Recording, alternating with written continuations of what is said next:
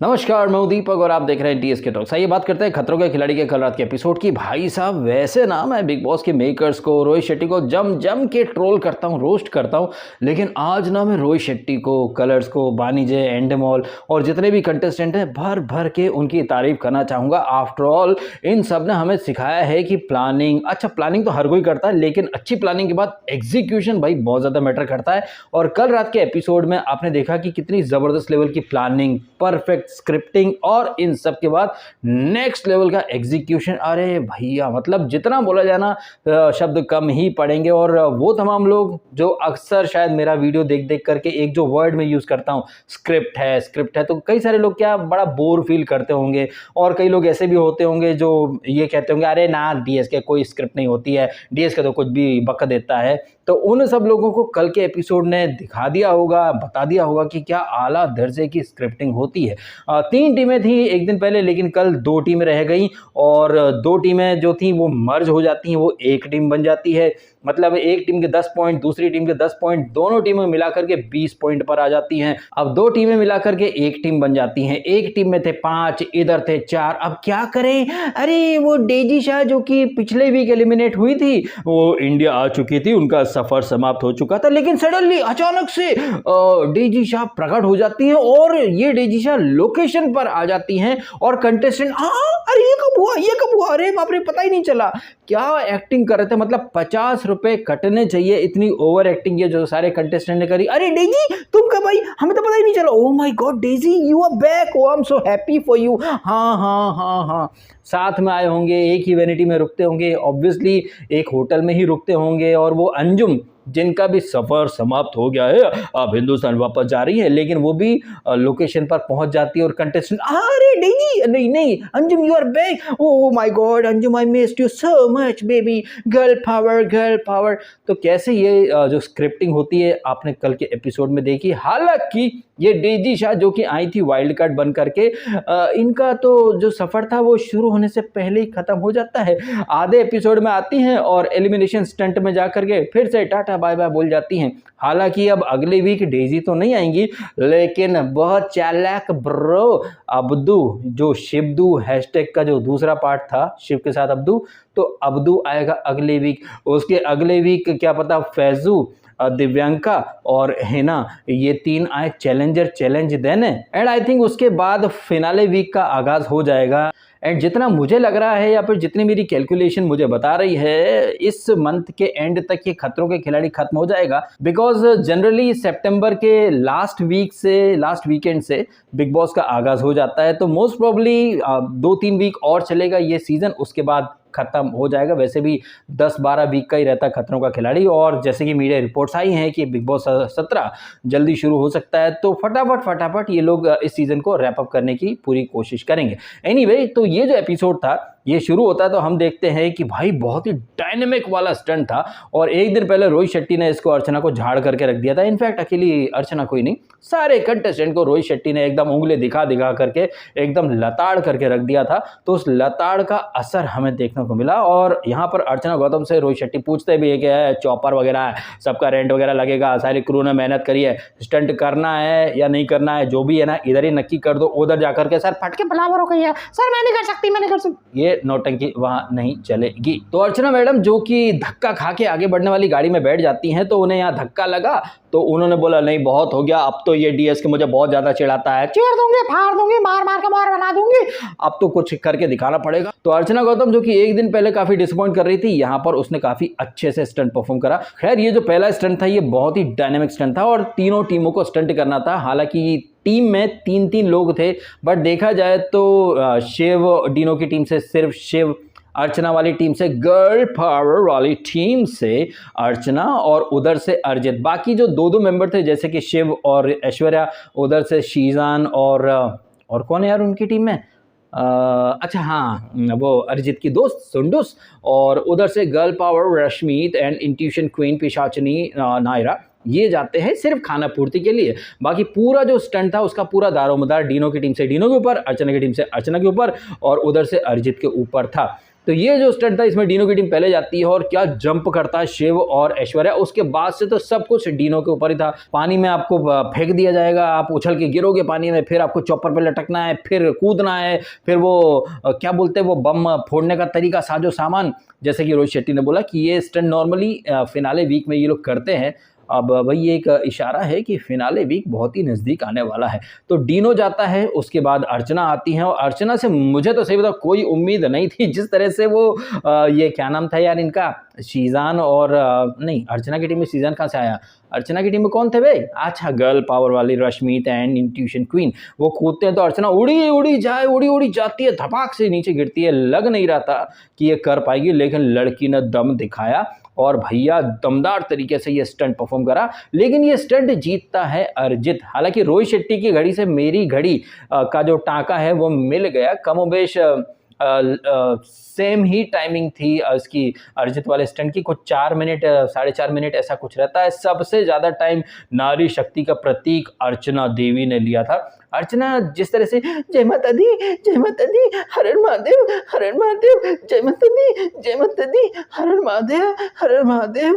महादेव, जय माता दी, हर हर गंगे, जिस अंदाज में वो प्रे करती है भैया, मुझे तो बहुत ज़्यादा हंसी आ जाती है। हर हर गंगे, जय माता दी। माता जी की चुनरी जो है ये अर्चना गौतम बिग बॉस 16 में भी लेकर के आई थी और माता जी के परम आशीर्वाद से अर्चना गौतम यहाँ डिसअपॉइंट नहीं करती है, स्टंट अच्छा करती है, लेकिन अर्जित काफ़ी फास्ट कर जाता है। तो यहाँ पर शिव, डीनो और ऐश्वर्या के फैंस बोल सकते हैं कि भाई ऐसा है, अर्जित को लास्ट में भेजा तो उसको एडवांटेज मिल गया, अदरवाइज डीनो जीत सकता था। तो एडवांटेज और डिसएडवांटेज तो भैया अपनी अपनी सहूलियत के हिसाब से देख लिए जाते हैं, लेकिन वो लोग जो कि अक्सर ही बात करते हैं कि भाई उसे पहले भेजा, उसे बाद में भेजा, बाद वाले को एडवांटेज मिलता है, तो इस लॉजिक से तो डेजी शाह को एडवांटेज मिलना चाहिए था, जो कि एलिमिनेशन स्टंट में सबसे बाद में गई थी। लेकिन उस स्टंट में भी अर्चना ने दम दिखाया था और डेजी शाह ने तो कमोबेश हर स्टंट में ही डिसअपॉइंट ही करा है। आफ्टर ऑल वो सलमान खान की हीरोइन है, तो उन्हें क्या है ना कि ज़्यादा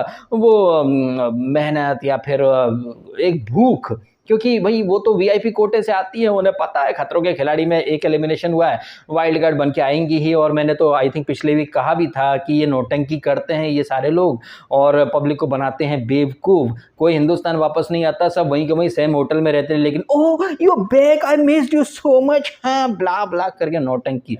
खैर एलिमिनेशन स्टंट पर हम पहुंच गए, जबकि एलिमिनेशन स्टंट में जाने से पहले डेजी की एंट्री होती है, नौटंकी वाला माहौल कराया जाता है, ट्विस्ट है, ये है वो है, और फिर एक वो कांच का जो प्लेटफॉर्म टाइप का बना था। ये वाला stunt purely luck based stunt था। अब एक टीम में 5 थे, एक टीम में 4 थे, तो क्या करे Daisy, oh my God, Daisy को हमने इंडिया से वापस बुलवाया है। वो तो क्या फाफड़ा जलेबी खा रही थी अपनी मम्मी के साथ अंधेरी में बैठ करके, स्पेशल चॉपर जाता है कैपटाउन से और वो जूही नहीं चावला, अरे डेजी शाह, इसको उठा करके ले आता है। सडनली वीज़ा वगैरह भी सब मिल गया था डेजी को, और डेजी आते से ही उसको पता भी था कि कैपटाउन में कहाँ पर लोकेशन है, तो वो चॉपर उसे वहीं फेंकता है। तो डेजी आती हैं इस वाले स्टंट में, कांच का प्लेटफॉर्म है जहां पर आपको फ्लेक्स लेने हैं, लेकिन आपको यहां पर लक का साथ मिलना चाहिए था। लक का साथ बोले या फिर यहां पर ब्लास्ट कब कौन सा कांच उड़ाना है, ये सब तो मेकर्स ही तय करते हैं और सारा गेम तो मेकर्स का ही था, कौन सा कांच उड़ाना है, कौन सा कांच नहीं उड़ाना है। और ये जो कांच वाला स्टंट हो, इसके पहले आया था कोड रेड। कोड रेड में ये 3 कैप्टन जाते हैं। अच्छा, कोड रेड के अंदर ना ये 3 जो कैप्टन रहते हैं, रश्मित, अर्जित और ये डीनो। तो रश्मित का आपने यहाँ पर दोगलापन देखा। ये रश्मित वही हैं जो एक दिन पहले girl power, women power, girl power की पीपड़ी बजाने वाली रश्मित ने कल बोला हमारी टीम में कोई मेल नहीं है, हमारी टीम में मेल्स की सख्त आवश्यकता है। डीनो वहाँ पर अच्छा एक टॉन्ट मारता है कि वुमेन पावर तो है ना। और ये दोगलापन रश्मित में इसलिए और आ गया बिकॉज रश्मित जो है वो अर्चना की संगत में है। अर्चना ने कल स्टंट अच्छे परफॉर्म करे, इसका मतलब ये नहीं है कि अर्चना की जो बकवास बनती रहती है, जो हिपोक्रेसी, दोगलापन, वो उसने कल भी दिखाया है और इस दोगलेपन को आप इग्नोर कर दें।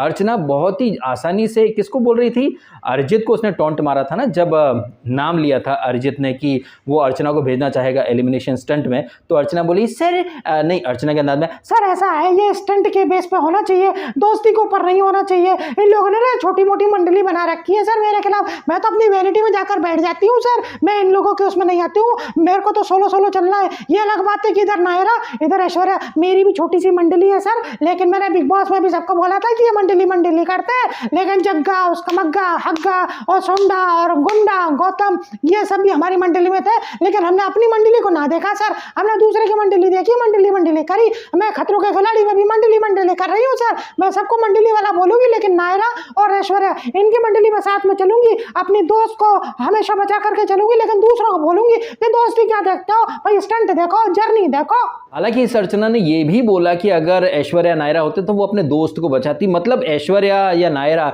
जैसे दोस्त तो यानी उनकी जो छोटी सी मंडली है, अर्चना मंडली बना करके चले तो ना अर्चना को दिक्कत है ना उसके फैंस को दिक्कत है। अर्चना हर जगह अपने दोस्तों को प्रायोरिटी पर रखे तो वो सही है, लेकिन दूसरे लोग अगर अपने दोस्तों को बचा करके चले तो अर्चना के लिए वो चीज़ गुनाह हो जाती है, गुनाह। अच्छा, अर्चना दोगली है, वो अपने हिसाब से रूल बदल लेती है, चित भी अपनी पट भी अपनी चलाती है, दैट डज नॉट मीन कि अरिजीत का लिया गया फैसला एकदम सही था। हमने देखा है ये जो क्या बोलते हैं यार ये टीम वाला जो थीम चल रहा है, यहाँ पर हमने देखा कि सुंडुस ने एक भी स्टंट ढंग से परफॉर्म नहीं किया है।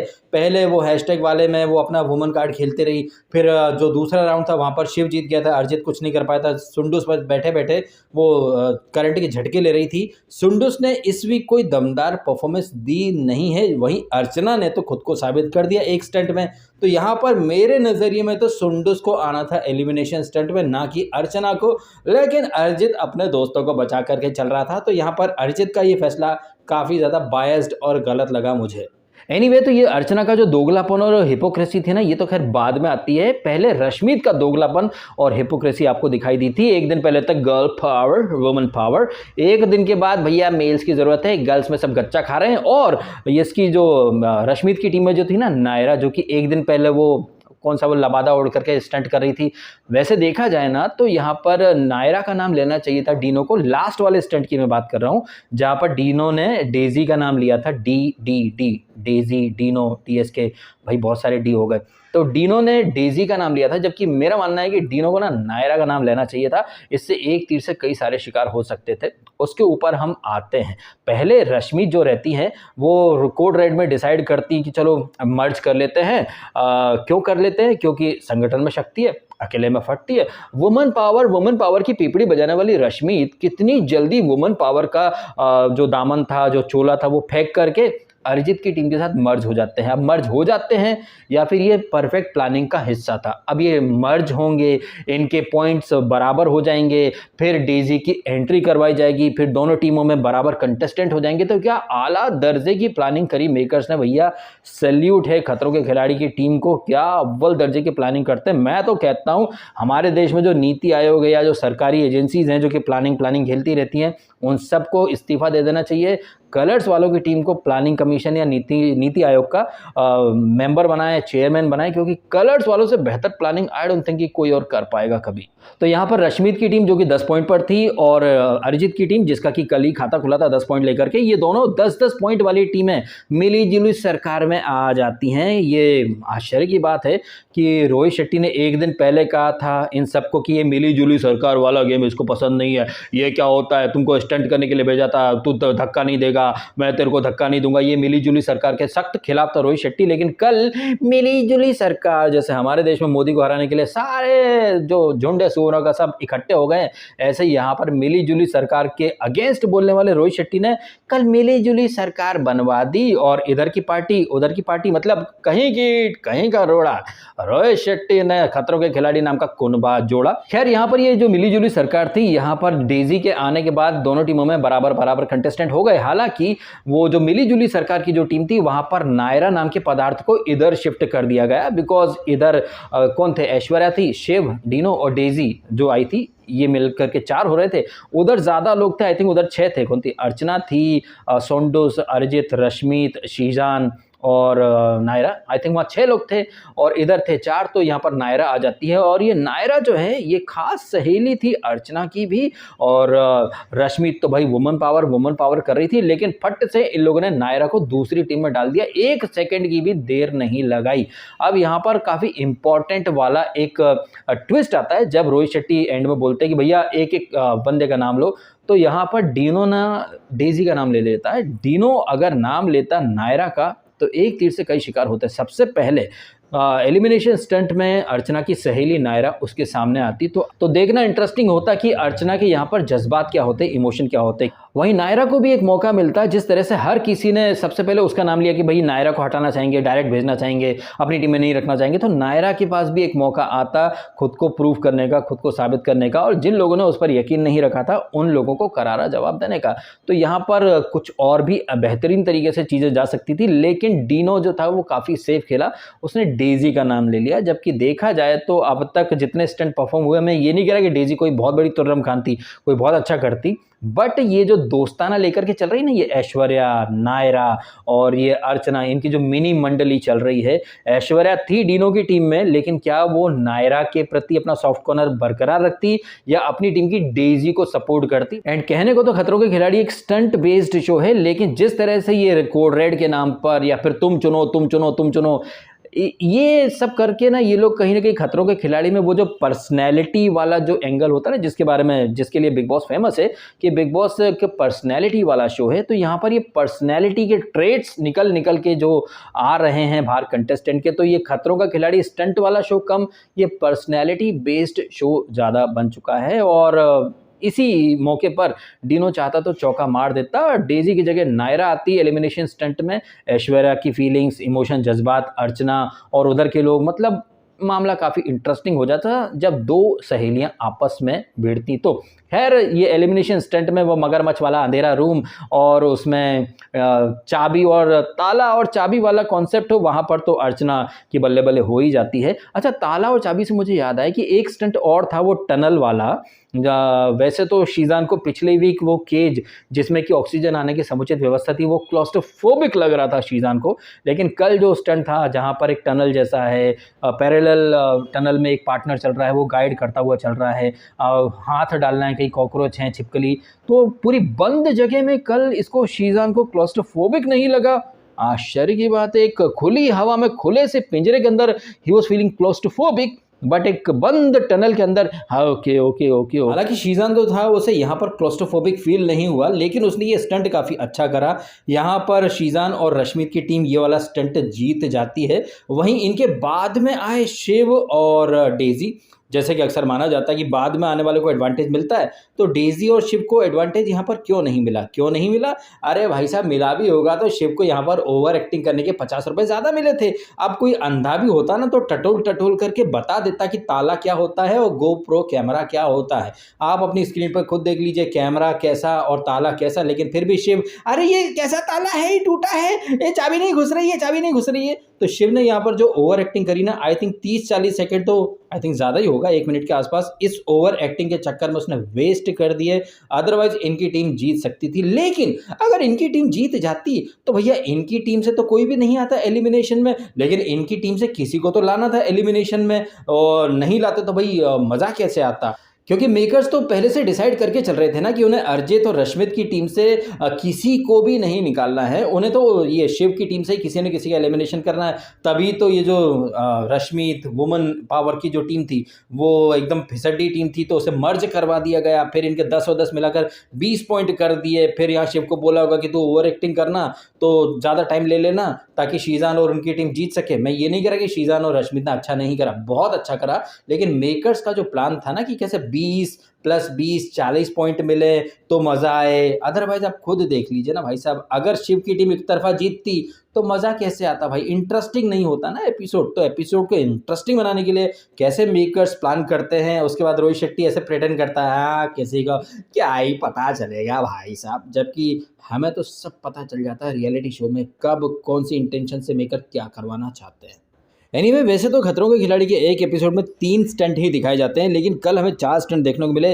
सबसे पहले वो डायनामिक स्टंट, वही वाटर वाला, उसके बाद वो मिरर ग्लास आपको चलना है वो ब्लास्ट होगा, उसके बाद टनल वाला जिसमें शिव ने ज़बरदस्त ओवर एक्टिंग करी, उसके बाद हुआ था एलिमिनेशन स्टंट जिसमें डेज़ी जो कि एक बार फिर से बाद में करने गई थी, लेकिन फिर भी वीआईपी कोटे से आई हुई डेज़ी चाबी नहीं ढूंढ पाई। वहीं चाबी और ताला वाला स्टंट, वहाँ तो अर्चना गौतम को हराना मुश्किल नहीं नामुमकिन हो जाता है। तो मगरमच्छों की पूंछ में घुस घुस के उसने चाबी ढूंढी और भैया वो लट्टू जला करके चाबी अभी से ताला खोल के ये आ जाती है बाहर, और डेजी जो कि आते से ही खत्म हो गई। और हाँ, शायद अब वाकई में वो हिंदुस्तान आ जाएं और अगले वीक अबदू पहुंच जाएगा वहाँ शो के अंदर। बहुत चालाक ब्रो। तो कितनी बढ़िया तरीके से, परफेक्ट तरीके से स्क्रिप्ट चल रही है भाई। कल ज़बरदस्त तरीके से आपको ये सारी चीज़ें देखने को मिल गई हैं। बाकी आपका क्या मानना है, आप भी कमेंट करके अवश्य बताइएगा। फिलहाल अपना समय निकाला, वीडियो देखा, आपका बहुत बहुत धन्यवाद। Thank you so much.